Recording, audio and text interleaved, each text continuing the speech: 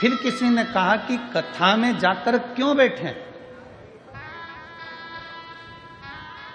हम टीवी पर कथा सुनते तो हैं, हम मोबाइल पर कथा सुनते तो हैं। आप कहते हो कि आपके नजदीक में 100, 150, 200, 250, 300 किलोमीटर की दूरी पर भी अगर कथा हो तो उसको ग्रहण करिए। एक तो कथा अपने क्षेत्र में हो, ये बड़ी कठिन, बड़ी मुश्किल बात है। कथा होते होते भी कहीं ना कहीं कुछ अड़चन आ जाती है, कोई तकलीफें आ जाती हैं और कैंसिल हो। अब ये भी आज ही लखनऊ में जो कथा होने वाली थी वो कैंसिल हो गई। 24 दिसंबर से जो 30 दिसंबर तक की कथा लखनऊ में थी वो कैंसिल हो गई। क्यों? क्योंकि जहां कथा होना थी वो प्रांगण लगभग 7-8 एकड़ का था। अब जब ये सिरपुर की कथा 60 एकड़ के प्रांगण में लगभग 100 बीघा जमीन में हो रही है तो फिर व्यवस्था भी कैसी चाहिए? 60 एकड़ का ये प्रांगण है जिसमें भक्त लोग बैठे हैं।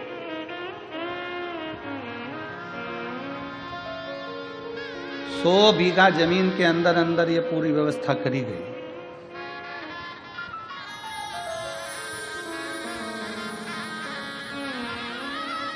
कोई पुण्य है। क्यों? नाम का स्मरण होगा तो हृदय में रमण होगा, रमण होगा तो दुख का मरण होगा, ये निश्चित है। श्री शिवाय नमस्तु, श्री शिवाय नमस्तु, श्री शिवाय नमस्तु, श्री शिवाय नमस्तु, श्री शिवाय नमस्तु, श्री शिवाय नमस्तु, श्री शिवाय नमस्तु, श्री शिवाय नमस्तु। फिर किसी ने पूछा कि गुरुजी पंडाल में बैठ के कथा क्यों सुने? टीवी पर सुन ले हम, मोबाइल पर सुन ले हम, पंडाल में क्यों? तो याद करो 3.5 करोड़ रोम छिद्र, यह मनुष्य के शरीर में 3.5 करोड़ रोम छिद्र हैं। इस मनुष्य के शरीर में बारीक बारीक रोमों को अगर ये पूरे शरीर के एक एक रोमों को गिना जाए तो 3.5 करोड़ रोम पूरे शरीर में है। कितने हैं? जम के बोलो जरा। 3.5 करोड़ रोम छिद्र मनुष्य के शरीर में। अग्नि पुराण में एक प्रसंग मिलता है कि पूछा गया कि ये 3.5 करोड़ रोम छिद्र परमात्मा ने मानव के शरीर में क्यों दिए? तो कहा गया, अग्नि पुराण कहती है कि 3.5 करोड़ बार मनुष्य को एक दिन में भगवान का नाम लेना पड़ेगा तब तरेगा। अब मेरी जीजियों, मेरे जीजाओं, मेरी बेटियों, मेरे बेटाओं, मेरी माताओं, मेरे भाई, जितने आस्था चैनल पर सुन रहे हैं, जितने फेसबुक यूट्यूब पर सुन रहे हैं और जितने पंडाल में सुन रहे हैं, आप और हमसे भी कोई पूछेगा कि गुरुजी आपने 3.5 करोड़ बार क्या भगवान का नाम कभी लिया है? आपने लिया है 3.5 करोड़ बार एक दिन में भगवान का नाम? जम के बोलो जरा। कोई संत, साधु, सन्यासी, तपस्वी भी नहीं होगा जो एक दिन में 3.5 करोड़ बार भगवान का नाम ले। तो अग्नि पुराण में आया कि ये मनुष्य तो 3.5 करोड़ बार भगवान का नाम ले ही नहीं पाएगा, फिर इसका क्या होगा? और शास्त्र कहता है जिसने 3.5 करोड़ बार भगवान का नाम ले लिया तो उसके दुख भगवान धीरे धीरे काटना चालू कर देता है। तो फिर ये 3.5 करोड़ बार बोल ही नहीं पाएगा तो इसका दुख भी नहीं कटेगा। तो फिर अग्नि पुराण ने कहा कि एक काम हो सकता है। शंकर जी बोले पार्वती से, पार्वती 3.5 करोड़ बार कोई अकेला बैठकर नाम नहीं ले सकता, तो कथा के मंडप में जाकर बैठ जाए। जब कथा के मंडप में किसी नाम का उच्चारण होगा, सब एक साथ बोलेंगे, ताली भी बजाएंगे। वो अक्षर जब एक एक के मुंह से निकलेगा, आपस में टकराएगा, छार छार हो जाएगा, तो 3.5 करोड़ रोम छिद्र में समा जाएगा और उसका कल्याण होगा। अब लोग कहते हैं महाराज जी, लोग पंडाल में कथा सुनने के लिए आते हैं तो इनका दुख क्यों कट जाता? कैसे कट जाता? इनका दुख कटता कैसे है? उसका केवल एक कारण है कि आपके मुख से श्री शिवाय नमस्तु, श्री शिवाय नमस्तु, श्री शिवाय नमस्तु, श्री शिवाय नमस्तु,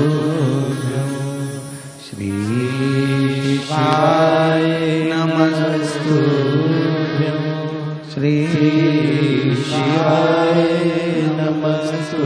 जब आप नाम का उच्चारण करते हो, आपके मुख से शब्द निकलता है, वो टकराता है। अभी इसका कोई प्रमाण है कि शब्द टकराता है? उसका प्रमाण है गीता जी का उपदेश। गीता का उपदेश कुरुक्षेत्र के मैदान में भगवान कृष्ण ने अर्जुन को गीता सुनाई। बोलो, सुनाई कि नहीं सुनाई? अर्जुन को जो कुरुक्षेत्र के मैदान में गीता सुनाई, वो गीता का ज्ञान जो भगवान कृष्ण ने अर्जुन को दिया, अर्जुन को बोले भगवान कृष्ण गीता, उस गीता का उपदेश जब भगवान कृष्ण ने दिया, तो वो गीता बोलने पर भगवान के मुख से जो शब्द निकले, वो शब्द आज भी कुरुक्षेत्र की भूमि पर घूम रहे हैं। इसलिए वहाँ पर बड़े बड़े रिसर्च सेंटर लगाए गए कि भगवान ने जो ध्वनि में बोला था, वो ध्वनि पकड़ना है और उन अक्षरों को पकड़ना है। उसी अक्षरों को पकड़कर हमारे वेद और शास्त्र ये गीता का ज्ञान देते। अक्षर जो तुम बोलते हो वो वायुमंडल में हमेशा रहते हैं, वो गूंजते रहते हैं, वो कभी समाप्त नहीं होते। हमारे द्वारा आपके द्वारा बोले गए अक्षर, हमारे द्वारा आपके द्वारा बोले गए शब्द कभी समाप्त नहीं होते, वो घूम के हमारे पास आते हैं। आप किसी को बंद कमरे में एक ताला लगाओ, 1 कमरा बंद करो, 2 कमरा बंद करो, 3 कमरा बंद करो, 4 कमरे बंद करके अकेले कमरे के अंदर आप किसी की निंदा कर कर देखो, जिसकी निंदा करिए उस तक वो बात पहुंच ही जाती है। अब लोग कहेंगे हमने तो अकेले में की थी, ये बात उसके तक पहुंच कैसे गई? क्योंकि हमारे शरीर की वाइब्रेशन, हमारे शरीर की तरंगे हमारी बात को ले जाकर वहां तक छोड़ देती है जिसके लिए हमने कहा है।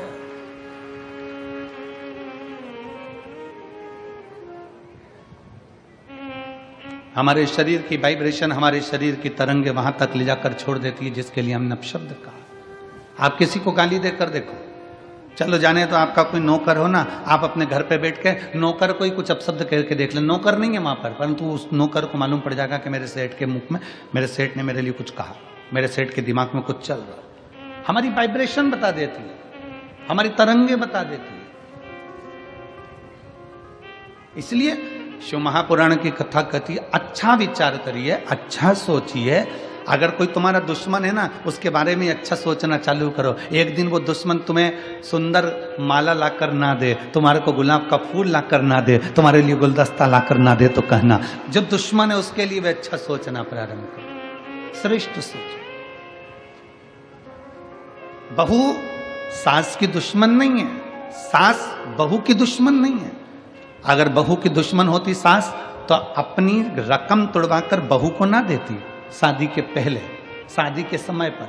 अगर सास तुम्हारी दुश्मन होती तो 1-2 लाख रुपए शादी में खर्च नहीं करती, 5-5, 10-10 हजार की साड़ियां, लहंगा तुमको नहीं दिलाती अगर तुम्हारी दुश्मन होती तो। और बहू अगर तुम्हारी दुश्मन होती तो वो अपना घर छोड़कर तुम्हारे घर में नहीं आती तुम्हारी गुलामी करने के लिए। ना सास बहू की दुश्मन है, ना बहू सास की दुश्मन है। ये दोनों रहते रहते एक दूसरे से बोलते नहीं, अपशब्द नहीं बोलते, पर अंदर ना जाने कैसे कैसी अंटी पालते रहते हैं, अंदर की वाइब्रेशन ऐसी कर लेते हैं, मम्मी ने ऐसा कर लिया, पापा ने ऐसा कर लिया, अंदर से सोच रहे हैं, तो वो वाइब्रेशन तुम्हारी सांस तक पहुंचती है, सांस की वाइब्रेशन बहू तक पहुंचती है, और दोनों का मन मोटाव आपस में चालू हो जाता है, और एक दिन ये होता है कि घर में अलग अलग हो जाते हैं। ये हमारे शरीर की वाइब्रेशन, ये हमारे शरीर का विचार है, ये हमारी दृष्टि। आप अच्छा सोचो ना, एक स्त्री, एक पत्नी रोज पति पर शंका करती है, रोज प्रतिदिन शंका करेगी, मन में शंका भरा गई है तो शंका करती रहेगी, शंका करती रहेगी, शंका करती रहेगी, शंका करती रहेगी।